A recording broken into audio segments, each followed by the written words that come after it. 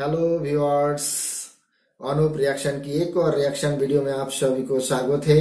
नमस्कार, मैं हूं अनूप। दोस्तों, आज जिस वीडियो लेकर आया हूं और जिस वीडियो में मैंने रिएक्शन देने जा रहा हूं वो वीडियो है सनामजात का, और वीडियो का टाइटल है India reserve bonus bank in third week, Pakistan public shocking reaction on India सनामजात। तो दोस्तों, आज का जो वीडियो है बहुत जबरदस्त होने वाला है, और हिंदुस्तान कोई भी काम कर ले वो देखकर पाकिस्तान जरूर शॉकिंग हो जाते हैं।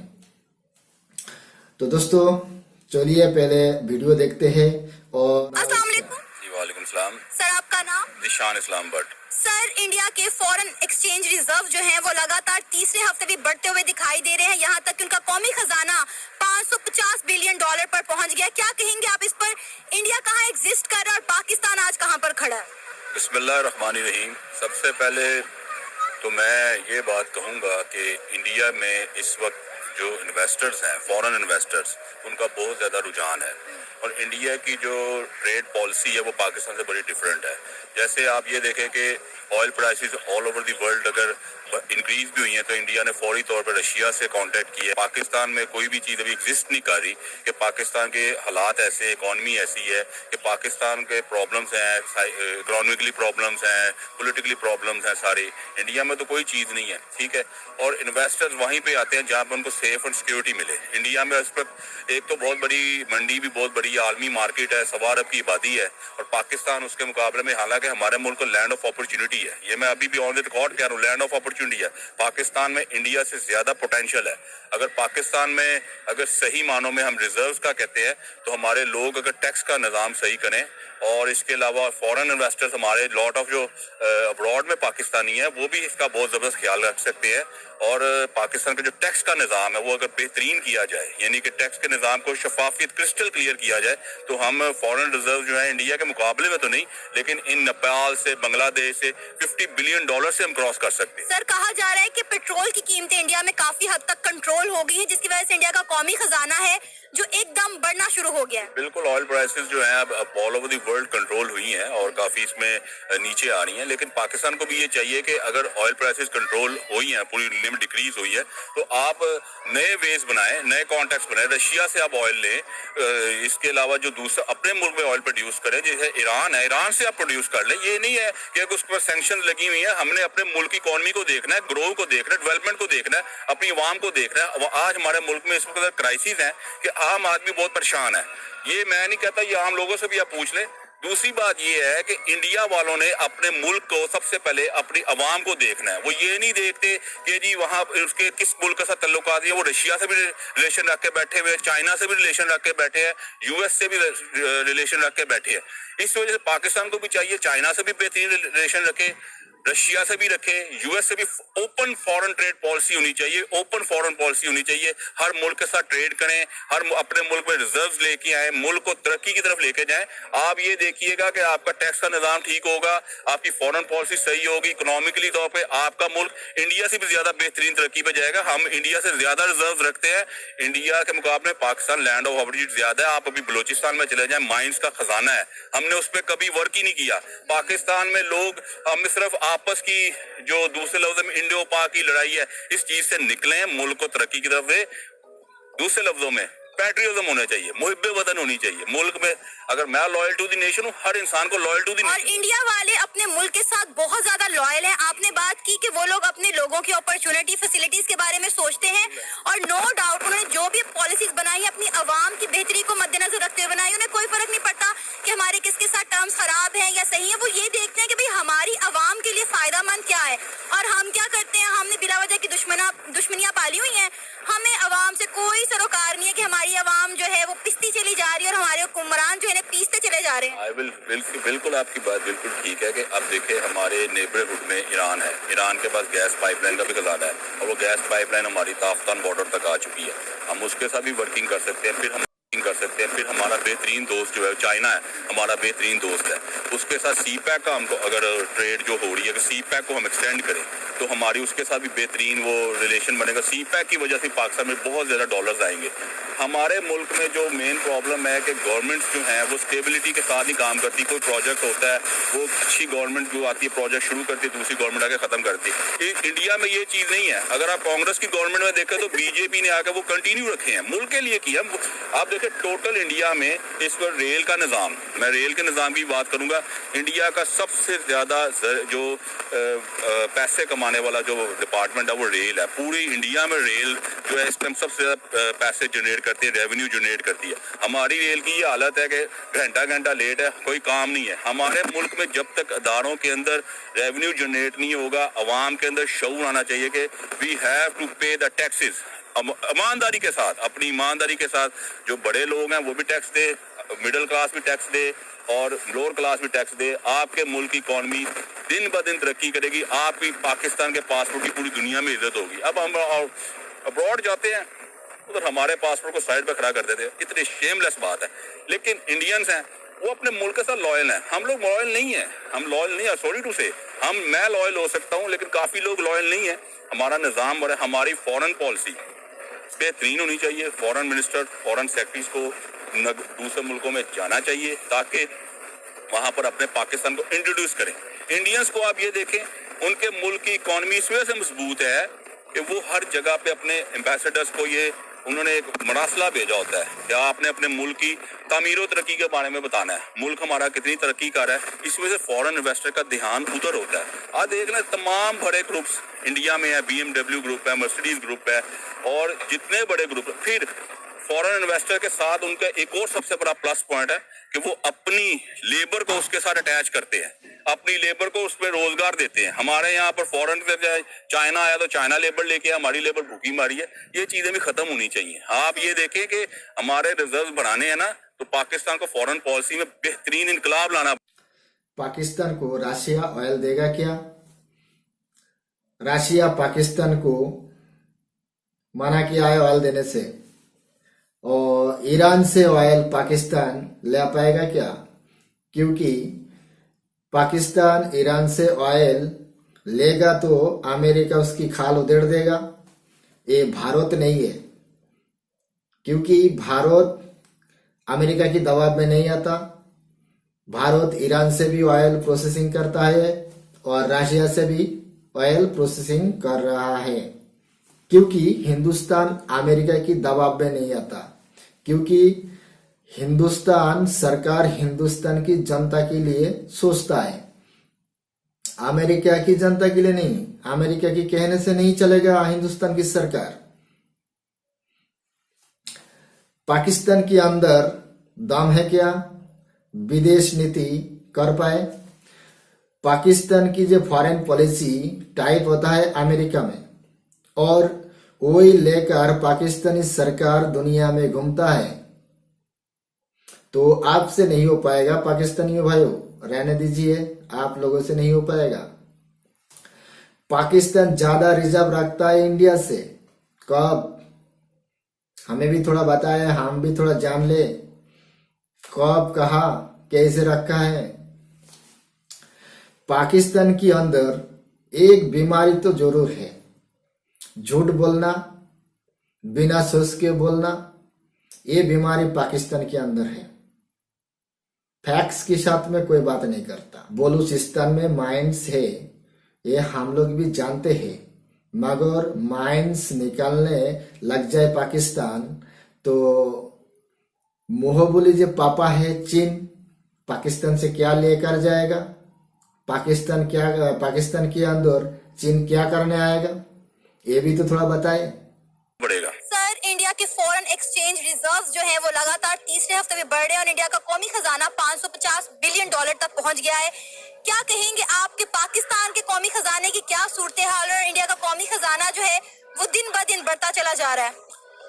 बिस्मिल्लाहिर्रहमानिर्रहीम। मैं सबसे पहले नाज़रीन से ये कहना चाहता हूँ कि अगर हम इंडिया के साथ पाकिस्तान का जो मुआशी निज़ाम है इसका अगर तकाबुल करना चाहे तो ये सरासर बहुत बड़ी ज्यादती हो गई इंडिया की करेंसी के साथ। उसकी वजह ये है कि इंडिया जब से एक मुल्क करार पाया, जब से यानी पाकिस्तान हमारा आज़ाद हुआ, हिंदुस्तान से अलग हुआ, उस वक़्त से लेकर अब तक जब हम देखते हैं कि पाकिस्तान जिन मसाइल में घिरा हुआ है, ख़ास तौर पर जो सियासी अदम इस्तेहकाम का हर मौके पर जो एक सामना करना पड़ा, वो हमें इंडिया की तारीख के अंदर ऐसा नहीं मिला। और अगर कभी ऐसे हालात बने भी हैं तो वो आर्जी तौर पर, मगर वो अपने सियासी पटरी के ऊपर फिर कायम हुआ।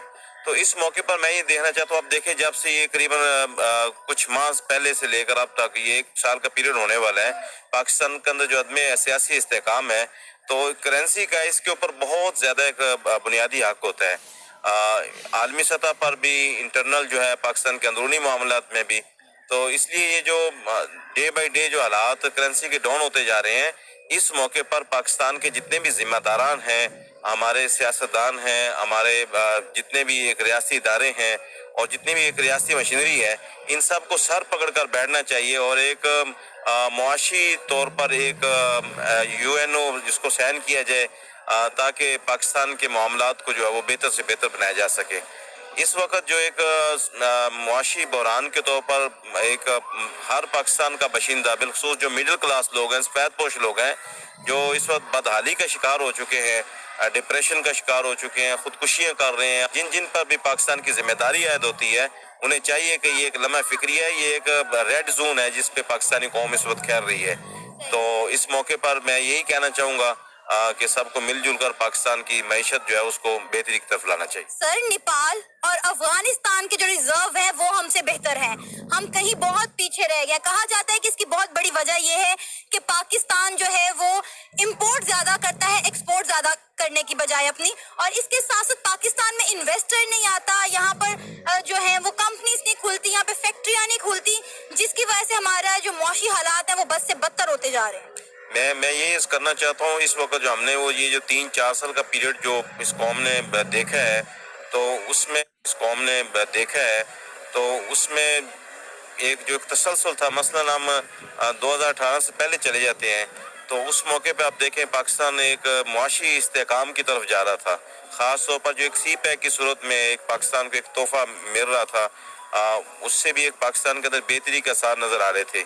और इसके ज़रिए एक IMF से जो पाकिस्तान एक कर्जे की जाल में फंसा हुआ है, शायद उससे भी हम निकल जाते हैं, मगर ये कोई चंद साल से लेकर अब तक जो एक बहरान कायम हुआ, जिसकी वजह से CPEC भी कूल हो गया, बल्कि ना होने के बराबर हो गया, और इसके साथ साथ जो है वो मुआशी तौर पर जो एक बद अखलाकी का मुआशरे के अंदर एक निज़ाम कायम हुआ, बदतमीज़ी जो तूफ़ान बपा हुआ, एक दूसरे के साथ जो एक खैंचा तानी, जंगो जदाल का जो माहौल बना हुआ है। तो बस इस मौके पर यही है कि हमें चाहिए कि हम सब मिले, अपने पाकिस्तान को बचाएं। सर, इस वक्त पाकिस्तान की जो मौजूदा सूरत हाल है, हमारे सियासतदान इसमें किस हद तक जिम्मेदार है? अगर हम अपना मुआवजा इंडिया के साथ करें, जो कि हम हमेशा करते आए हैं, इंडिया ने हमेशा वही पॉलिसीज बनाई है जो अवाम दोस्त हुई है, वो हमेशा अपनी अवाम की बेहतरी का, अवाम के फायदे का सोचते हैं और उन्हें जो उसके लिए करना पड़े वो करते हैं। लेकिन हमारे सियासतदान पहले अपने बारे में सोचते हैं, अवाम का तो सोचते ही नहीं है। नहीं, मैं इस बात से करीबन इतना इत्तेफाक नहीं करूंगा। आप देखें कि इसमें मैं ये समझता हूँ कि सब बराबर के शरीक हैं, सियासतदान भी हम, और जो हमारी अवाम है वो भी, और जितने भी रियासती इदारे हैं, सब ने अपना अपना जो जो हिस्सा डाला है इस नापाक जुर्म के अंदर, जिसकी सजा पूरी कौम जो है इज्तिमाई तौर पर, इनफरादी तौर पर भुगत रही है। तो इससे निकलने के लिए सबको बैठना चाहिए और अवाम को भी समझना चाहिए कि जो पाकिस्तान के लिए बेहतर हैं, हमें उनको आगे मुंतखब करके लाना चाहिए, उनको आगे वोट देना चाहिए। हमें अपनी पसंद नापसंद को एक तरफ लाना चाहिए। हम सब का पसंद नापसंद का मरकज पाकिस्तान, पसंद का मरकज पाकिस्तान है, और हमने पहले पाकिस्तान को देखना है। और ये देखना है, अब तो मेरा ख्याल ये है कि जब से जितनी भी पाकिस्तान के अंदर सियासी जमातें हैं, पाकिस्तान में कोई एक भी सियासी जमात नहीं है जिसको अवाम ने अपने वोट कास्ट करके नहीं देख लिया। अब इसके बाद तो कोई किसी के पास ऐसा चांस नहीं है कि फलां शख्स होता या फलां जमात होती तो इससे पाकिस्तान के हालात बेहतर हो सकते थे, मैशत बेहतर हो सकती थी, पाकिस्तान एक यूरोप की तरह का एक टैगर बन के या एक यूरोप की तरह का एक बहुत बड़ा एक मुआशी तौर पर अच्छे खजानों का मालिक निकलना था। अब किसी के पास कोई ऑप्शन नहीं है। अब ऑप्शन यही है कि जिनको अब तक ये सारे सियासी जमातें भी हैं, इनमें से जिसको बेहतर पाया, इनकी हिस्ट्री देखें कि जिन्होंने मुल्क के लिए कुछ ना कुछ किया है, हमें उनको मुंतखब करके आगे लाना चाहिए और उनके साथ पूरी मुआवनत करनी चाहिए ताकि वो 2/3 के साथ आए और पाकिस्तान के अंदर एक अच्छा मुआशी निज़ाम उसको। China Pakistan economic corridor Gilgit Baltistan होकर पाकिस्तान में जाता है पीओके की ऊपर से। और चाइना पाकिस्तान इकोनॉमिक कॉरिडोर ये इनलीगल है और ये भारत की जमीन के ऊपर होकर पाकिस्तान में गुजरता है। तो इसलिए भारत हमेशा इसको विरोध किया है और करता रहेगा। तो चाइना ये समझ चुके हैं कभी भी पाकिस्तान से जे कब्जे वाले कश्मीर भारत छीन सकता है, कभी भी ले सकता है। तो इसलिए चाइना यहाँ पे इन्वेस्ट करना बंद कर दिया है। China Pakistan economic corridor Pakistan को डूबो रहा है। इतनी कर्ज में डूब चुका है पाकिस्तान, वर्ल्ड बैंक से भी इतनी कर्ज ले चुका है जो आने वाले टाइम पे पाकिस्तान के लिए बहुत बड़ा मुसीबत बन सकता है।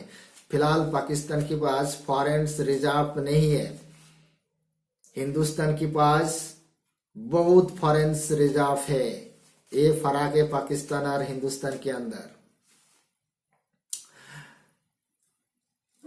पाकिस्तान दुनिया में आतंकवादी, जिहादी और दहशतगर्दी ये प्रोड्यूस किया है और भारत ने इंजीनियर, डॉक्टर्स, ITI भेजा है।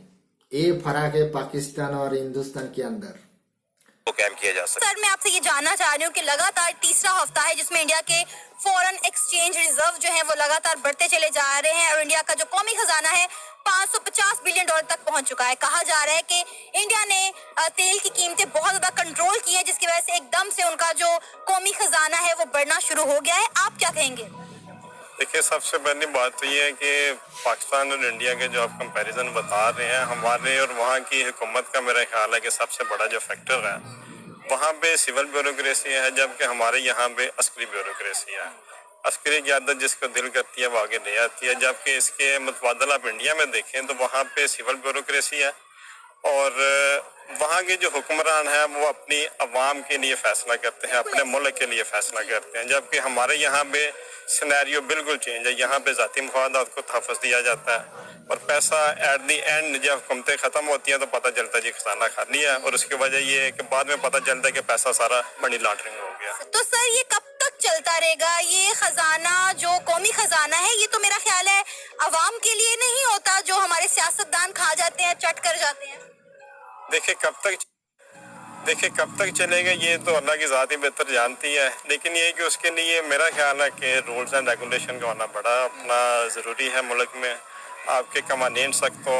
और दूसरा ये है कि अवाम जो नुमाइंदे अपने मुंतखब करे वही हुकूमत बनाए और 5 साल उनको टाइम दिया जाए ताकि 5 साल के बाद हम उनका प्रॉपर जो है ऑडिट कर सके कि इन्होंने क्या किया क्या नहीं किया। उसी बिना पे फिर अगले 5 जो अपना इंतखाब होते होंगे उसको अपना मुंतखब किया जा सकता है उसकी कारकर्दगी की बुनियाद पर। नो डाउट, आपने बहुत वैलिड बात की कि यहाँ पर जो हमारे सियासतदान है वो अपना टेन्योर ही पूरा नहीं कर पाते, उनकी टांगे खींच ली जाती हैं, उनके जो मंसूबे होते हैं पूरा होने से पहले ही उन्हें जो है ओहदे से हटा दिया जाता है। और अगर हम बात करें इंडिया की, तो इंडिया की शायद कामयाबी की बहुत बड़ी वजह ये भी है कि वहाँ के सियासतदान अपना टेन्योर पूरा करते हैं।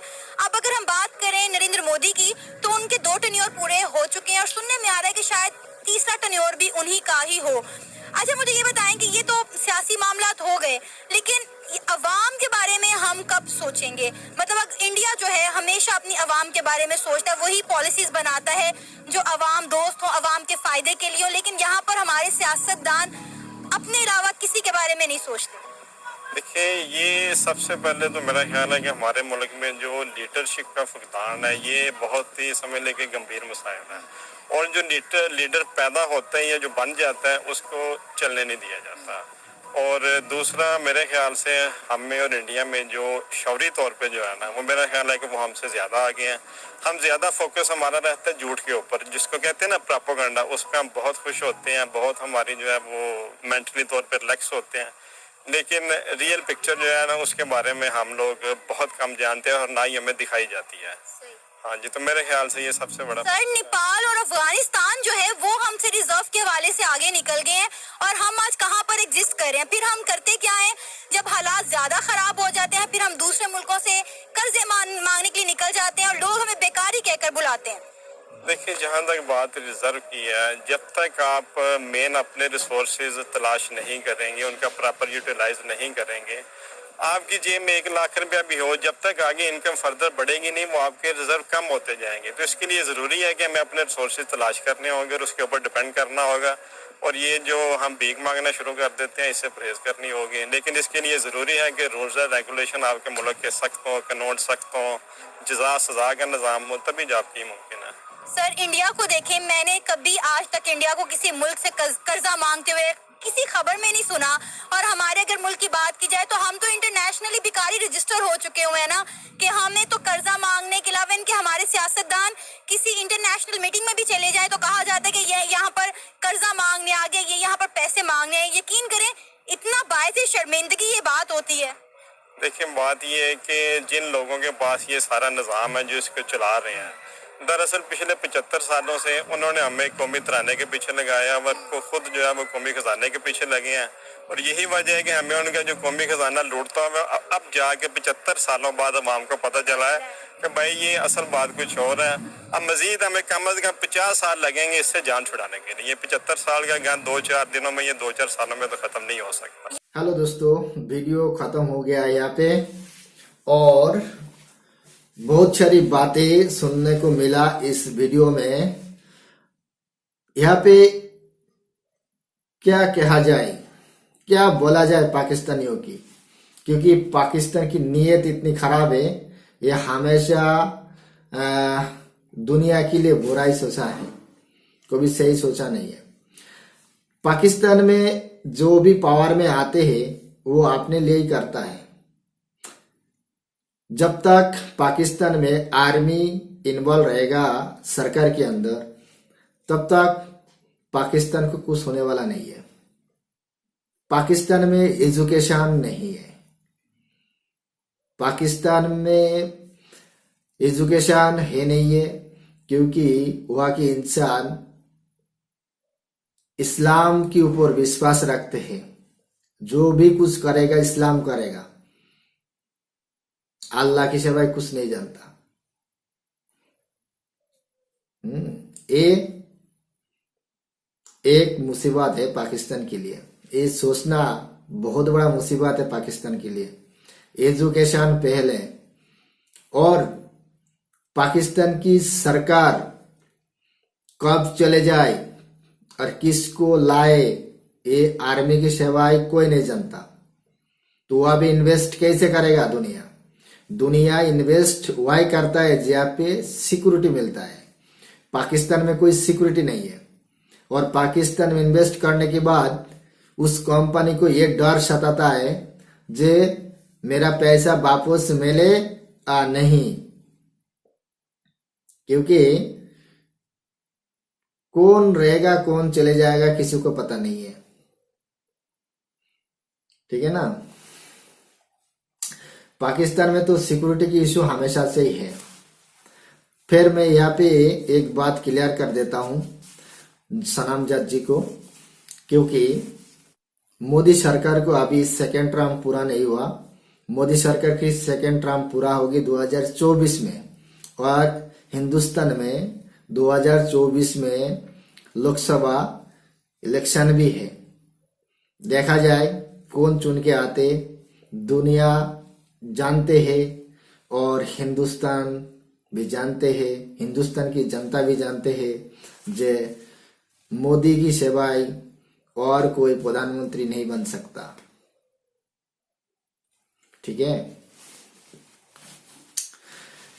हिंदुस्तान और पाकिस्तान के अंदर कुछ फर्क तो आप लोग देखिए। भारत में डेमोक्रेसी है, पाकिस्तान में नहीं है, क्योंकि वहां पे आर्मी क्रेसी। भारत में पब्लिक चुनता है अपनी सरकार, और पाकिस्तान में आर्मी चुनता है पाकिस्तानी की सरकार को, ये डिफरेंस है। भारत की ओपन विदेश नीति, स्वतंत्र विदेश नीति, भारत डिसाइड करता है किससे रिलेशन बनाना है और किससे नहीं, और पाकिस्तान को ये अधिकार नहीं है। पाकिस्तान की जो फॉरेन पॉलिसी ये अमेरिका से टाइप होकर आता है और वही पढ़ते रहता है तोता की तरह। तोता जैसे जो भी कुछ सिखाएंगे तोता वही वहां तक ही सीख पाते। तो पाकिस्तान के अंदर भी ऐसी हालत है, क्योंकि अमेरिका जा टाइप करेगा वही बोलेगा, उससे आगे कुछ नहीं बोल पाएंगे। भारत अपने काम से मतलब रखता है और पाकिस्तान दूसरे देश में कैसे इन्वॉल्व हो जाए, दूसरे की काम में कैसे टांग फंसा जाए, ये देखता है। ये फर्क है हिंदुस्तान और पाकिस्तान के अंदर। हम लोग अमेरिका के दबाव में नहीं आते। किस लिए? हमारी सरकार हिंदुस्तान की जनता के बारे में सोचते हैं, हमारे बारे में सोचते हैं। अमेरिका जो भी कुछ बोलेगा वो मानना पड़ेगा, ऐसा कोई रूल्स नहीं है। हम लोग दबाव में नहीं रहता, हम लोग कर्ज नहीं लेते अमेरिका से, हम लोग डॉलर नहीं मांगता अमेरिका से। पाकिस्तान डॉलर मांगता है। पाकिस्तान हमेशा अपनी जमीन को इस्तेमाल करने दिया अमेरिका को, और हम लोग इतना भी जानते हैं जे पाकिस्तान को जो लीड करता है हिंदुस्तान की विरुद्ध में वो अमेरिका करता है। तो भारत को भी अमेरिका को विश्वास नहीं करता। वो हम लोग देखा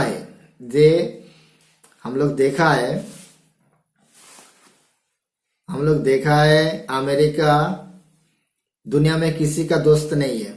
अमेरिका सिर्फ अपनी मतलब के लिए ही इस्तेमाल करता है दुनिया को। मगर हम लोग इतना बेवकूफ नहीं है जो अमेरिका की बातों में आए और अमेरिका की कहने से उठक बैठक करे। हमारी विदेश नीति स्वतंत्र है, और हमारे जो विदेश मंत्री minister, foreign minister S Jaishankar बहुत ही हार्ड सॉफ्ट विदेश नीति से मतलब नहीं रखता। वो भारत की विदेश नीति की सामने अमेरिका फिलहाल अमेरिका भी डरता